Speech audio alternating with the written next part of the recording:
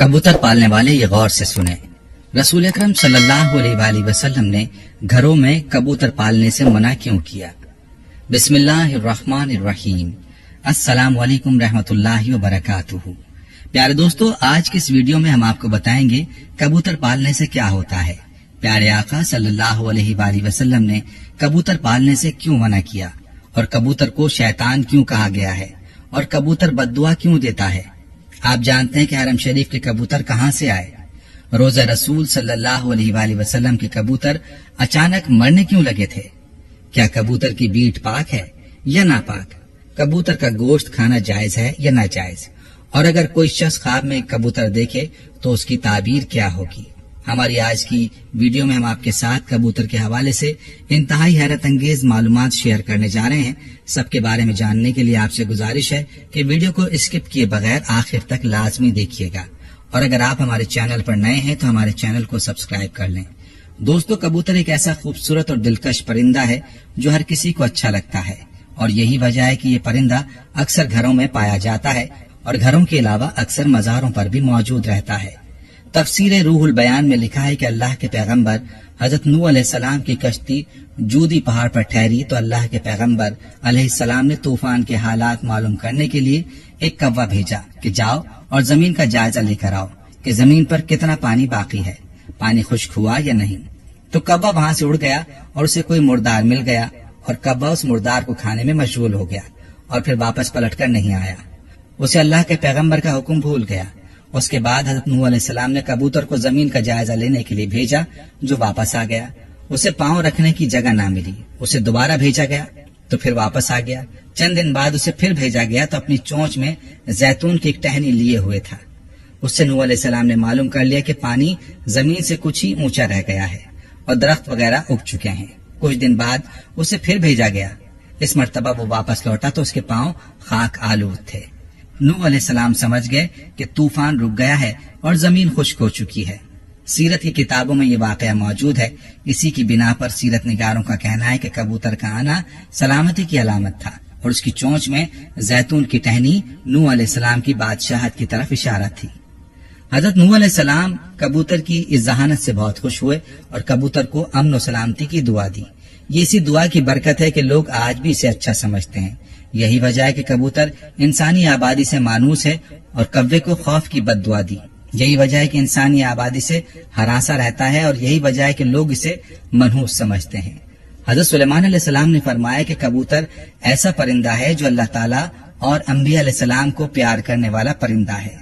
कबूतर अल्लाह ताला और उसके अंबिया किराम अलैहिस्सलाम से दुनिया के तमाम परिंदों से ज्यादा प्यार करता है और सब परिंदों की निस्बत कबूतर सबसे ज्यादा इबादत गुजार परिंदा है। कहा जाता है कि कबूतर जब भी जागता है अल्लाहू अल्लाहू का विर्द करता है और दिन रात अल्लाह ताला की इबादत में गुजारता है। कबूतर सब परिंदों की निस्बत ज्यादा बुलंदियों तक जा सकता है। ये बहुत ऊंचा उड़ता है जबकि कबूतर का पीछा अकाब करता है और जब अकाब कबूतर का शिकार करने के लिए इसे पकड़ने की कोशिश करता है तो कबूतर खुद को बचाने के लिए बहुत ज्यादा बुलंदी पर चला जाता है। इसलिए अकाब के लिए इतनी ऊंचाई पर जाना मुश्किल हो जाता है और कबूतर खुद को बचाने में कामयाब हो जाता है। शायद वो ये सोचता है कि मैं जितना ऊंचा उड़ूंगा उतना ही अल्लाह के पास पहुंच जाऊंगा। नाज़रीन, फुक़हा के नजदीक घरों में शौकिया परिंदे रखना या कबूतर पालना जायज है। शर्त यह कि इसकी ग़िज़ा सर्दी गर्मी और बारिश से हिफाजत का इंतजाम किया जाए और जब अहले खाना कहीं घर से बाहर जाएं तो उनकी ग़िज़ा और देखभाल का मुनासिब इंतजाम करके जाएं। मगर परिंदों को सताने के हवाले से ममानियत है। जैसा कि अबू दाऊद में है कि हज़रत अब्दुल्ला इब्न मसूद रज़ी अल्लाह ताला अन्हु की रिवायत करदे एक हदीस में कबूतर का जिक्र मौजूद है कि कबूतर अल्लाह के पैगंबर इमामुल अंबिया जनाब मोहम्मद मुस्तफ़ा सल्लल्लाहु ताला अलैहि वसल्लम के सर अनवर पर मंडला रहा था और अपनी जबान से शिकायत कर रहा था कि किसी ने उसके घोंसले से अंडे उठा लिए हैं। हुजूर ताजदार खत्म नबूवत सल्लल्लाहु अलैहि वसल्लम ने सहाबाए किराम रिज़वानुल्लाहि अलैहिम अजमईन में ये ऐलान किया कि किसने इस कबूतर के अंडे उठाए हैं। एक सहाबी रज़ी अल्लाह ताला अन्हु ने अंडा उठाना कबूल किया तो आप सल्लल्लाहु अलैहि वसल्लम ने उन्हें हुक्म दिया कि अंडे इसके घोंसले में वापस रख दिए जाएं। इस रिवायत से मालूम होता है कि परिंदों को सताना नाजायज है, इसलिए इससे रोका गया है। परिंदों की बद्दुआ लगती है क्योंकि कबूतर भी उन परिंदों में शामिल है जो कि अंबिया अलैहिस्सलाम का पसंदीदा रहा है। इसलिए अगर कबूतर को सताया जाए तो कबूतर भी बद्दुआ देता है, लिहाजा कबूतर को सताने से इज्तनाब करना चाहिए। दोस्तों, मक्का पाक तो आप गए होंगे, अगर नहीं गए तो अल्लाह से दुआ है कि अल्लाह ताला आपको अपने घर की जियारत नसीब फरमाए, आमीन। मक्का मुकरमा में मस्जिदुल हराम के अतराफ सवाब की उम्मीद से कबूतरों की बड़ी तादाद को गंदुम डालते हुए बहुत से लोग नजर आते हैं। जैसे ही इस मुकद्दस शहर की सरजमीन पर पांव रखा जाए तो कबूतरों के झुंड लोगों का इस्तकबाल करते दिखाई देते हैं। गर्दनों के नजदीक नीले या सब्ज माइल परों वाले कबूतर खुसूसी अहमियत के हामिल होते हैं, इसलिए एहराम की हालत में या इसके बगैर भी किसी तौर पर इन कबूतरों का शिकार जायज नहीं है। इनके शिकार या कत्ल की सूरत में फिदिया वाजिब हो जाता है। एक रिवायत में कि ये कबूतर उन कबूतरों की नस्ल से हैं जिन्हें रसूलुल्लाह सल्लल्लाहु अलैहि वसल्लम के गार सौर में कयाम के दौरान गार के दरवाजे पर घोंसले बना डाले थे और अंडे दे दिए थे। एक दूसरी रिवायत के मुताबिक हरम मक्का की कबूतरों की नस्ल का ताल्लुक उन अबाबील परिंदों से है जो समंदर की जानिब से आए थे और उन्होंने अपने पंजे में पत्थर और कंकरियां थाम रखी थी ताकि बैतुल्लाह को मुनहदिम करने के इरादे से आने वाले यमन के बादशाह को बाज रखा जाए, क्योंकि वो बैतुल्लाह को मुनहदिम करने की नीयत से आया था। यमन के बादशाह से मुराद यानी हबशा का बादशाह, जिसे आजकल इथोपिया कहा जाता है। इथोपिया का पुराना नाम हबशा है। दोस्तों, एक मर्तबा इंतजामिया ने मस्जिद नबवी सल्लल्लाहु अलैहि वसल्लम के हरम अनवर को साफ सुथरा रखने की नीयत से फैसला किया कि हरम शरीफ में कबूतरों के लिए दाना बिल्कुल ना डाला जाए। इसी तरह कबूतर दानों की तलाश के लिए दूसरी तरफ मुंतकिल हो जाएंगे।